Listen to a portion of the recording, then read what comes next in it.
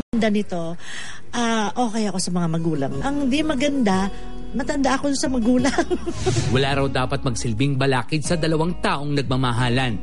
Hindi ang kanilang estado sa buhay, o relihiyon, o lahi, o kasarian, o maging edad. Basta sa larangan ng pag-ibig, hindi issue ang gulang. Kahit ang loves mo'y kasing tanda pa ng magulang. Sa press ko ng Akin Pa Rin ang bukas itong August, sinabi ng nasa supporting cast itong si Tia Pusit na sa Enero sa susunod na taon ang target na petsa ng kanilang pagpapakasal ng 27 anyos na nobyo. Ngunit sa interview ng Star Talk sa veteranang komedyana, tila nag-iba na ang ihip ng hangin. Ang totoo, may boyfriend ako, 27 years old. Ongoing pa rin kami ng relasyon hanggang ngayon. Pero yung kasal, wala sa usapan. Malabo talaga. Siyempre, ginagamitan ko rin ng utak. Gusto ko lang maging masaya. Tumanggi si Tia Pusit na pangalanan ng kanyang nobyong nakilala niya sa Facebook.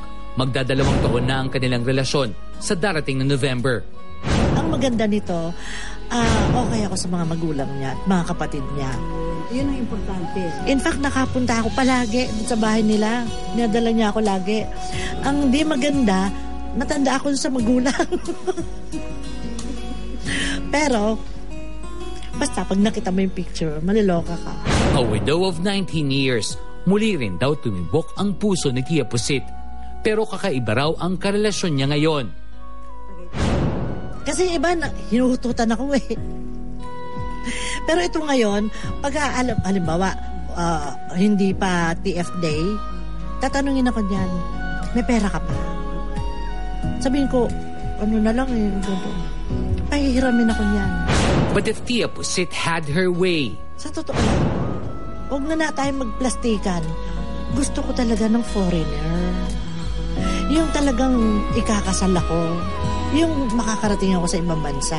At doon ako talaga, yung talaga ang pangarap. Dahil sa takbo ng kanyang love life ngayon, ano naman ang reaksyon ng kanyang ate Nova Villa? Kasi yung ate na hindi yung sinasaway ako. Although nung minsan nagkita kami. So parang hindi bago siya sa akin. Ganun.